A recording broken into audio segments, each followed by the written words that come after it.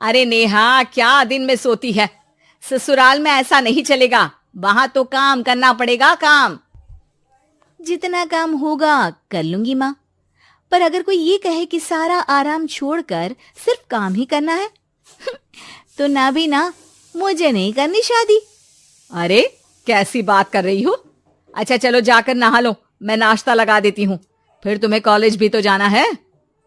Neha college के लिए निकल जाती है। वो सोचने लगती है कि ससुराल में वो कैसे मैनेज करेगी। क्या हुआ नेहा, परेशान लग रही हो? अरे यार, तू तो मुझे जानती है ना, मुझे अपनी लाइफ बिल्कुल परफेक्ट चाहिए। लेकिन लग नहीं रहा लोग मानेंगे।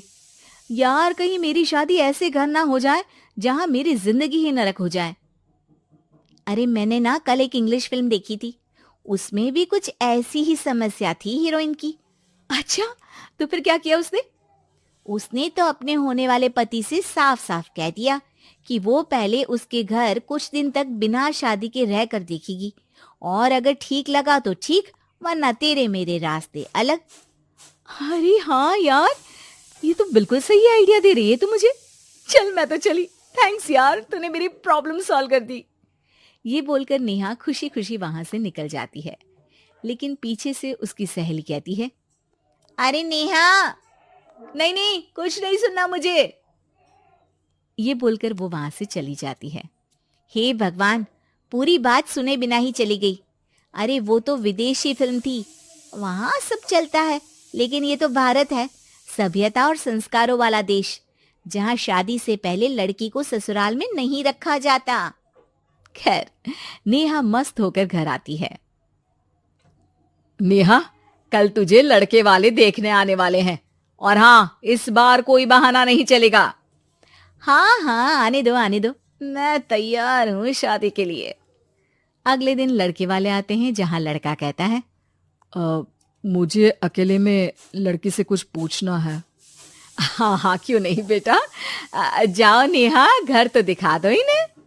नेहा भी खुश हो जाती है कि उसे मौका मिल गया है लड़के से अपनी शर्त रखने का। देखो, मुझे ना शादी से बहुत डर लगता है। पता नहीं कैसी लड़की आए, तालमेल बना पाए कि नहीं मेरे परिवार से। मैंने कई घरों में रोज का क्लेश होते देखा है। तुमने तो मेरे दिल की बात कर दी। मैं भी यही सोच रही थी कि भाई सास तो अच्छी होनी चाहिए, पति सपोर्ट करे ना करे, रहना तो पूरे दिन सास के साथ है। लेकिन मेरे पास ना इसके लिए एक बहुत अच्छा आइडिया है। अच्छा, कैसा आइडिया? क्यों ना शादी के पहले मैं कुछ दिनों तक तुम्हारे घर आकर रह लूं। तुम लोग मुझे समझ लेना, मैं तुम लोगों को समझ लूंगी। ठीक लगा तो शादी, वरना टाटा बाय बाय। क्यों? लड़के को नेहा की बात में दम लगता है। वो घर के सभी लोगों के सामने नेहा की बात रखता है। अरे पागल हो गई है क्या? ये कैसी शर्त है? अरे शादी से पहले मैं क्यों तुझे किसी और के घर भेजूंगी रहने? अरे लड़की के ख्याल तो 20 साल आगे के हैं, इतनी भी खुले विचारों वाली लड़की नहीं चाहिए हमें। अरे माँ, क्या बुरा और गलत बोल रही है ये। रहना तो हम दोनों का है ना। कल को कोई परेशानी आई तो तुम सब तो ये बोलकर निकल जाओगे कि जिंदगी तुम लोगों को ही निभानी है। तुम लोगों को जो करना है करो। तब क्या करूंगा बताओ? सबके समझाने पर वो लोग मान जाते हैं। वाह, मैं 2-3 दिनों में पैकिंग कर लूंगी, तो आकर मुझे ले जाना। और नेहा पहुंच जाती है विशाल के घर। आओ आओ, ये रहा तुम्हारा कमरा। इस घर में तुम एज अ गेस्ट रहो, लेकिन माँ तुम्हें बहू की तरह ही ट्रीट करेंगी और तुम भी उन्हें सास की तरह ही रखना। बस फिर क्या था, शुरू हो जाता है लिव इन सास बहू का ड्रामा। अरे चाय तो बना दे बहू। जी सासू माँ, अभी लाई। नेहा चाय लेकर आती है कि बस चाय लेकर आई हो, इसके साथ पकोड़े भी ले आती। लेकिन आपने तो बताया ही नहीं कि आपको चाय के साथ पकोड़े भी चाहिए। हाँ हाँ, अब तो पता चल गया ना। रात को खाना खाने के बाद नेहा किचन में खटर पटर कर रही होती है। क्या हो रहा है वहां नेहा? माँ जी, मैं ना रात को अदरक वाली चाय पीकर सोती हूँ, ये मेरी आदत है। अच्छा, तो जरा मेरे लिए भी बना देना। दोनों सास बहू रात को चाय पीती हैं।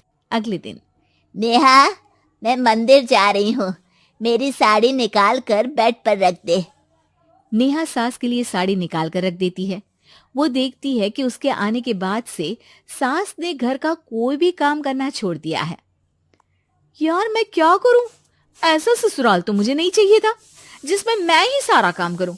मैं तो ऐसा घर चाहती हूं जहां सास और बहू दोनों मिलकर किचन में काम करें।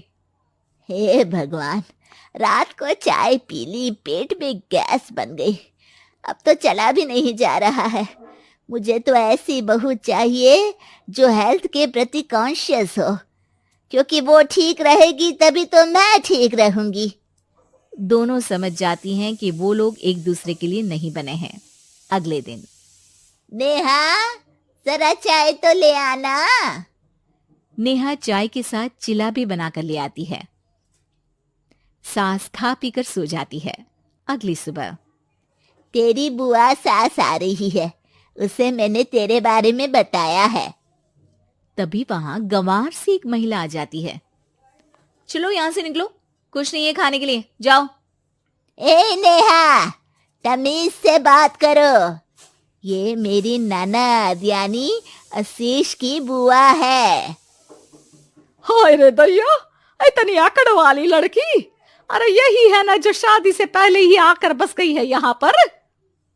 बस नहीं गई हूं, बसना है या नहीं ये डिसाइड करने आई थी। लेकिन इन लोगों के रिश्तेदार इतने गंवार हैं तो मैं तो ना कर रही इस घर में शादी।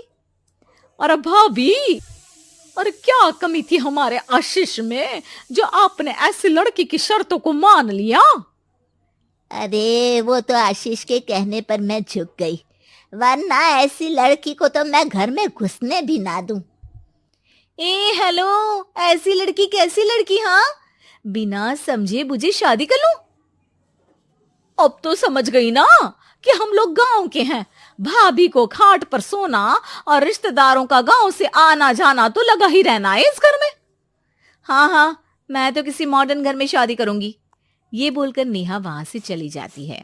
अपने घर में आकर नेहा कहती है, ना माँ ना, लिव इन में रहकर देख लिया, ये गांव के लोगों का कोई भरोसा नहीं है। खैर, नेहा की शादी एक मॉडर्न घर में हो जाती है जहां सास कहती है, हे नेहा, मैं टेनिस खेलने जा रही हूँ, आओ तो जूस बनाकर रखना, और हाँ, वॉलनट्स और ओट्स भी बना लेना।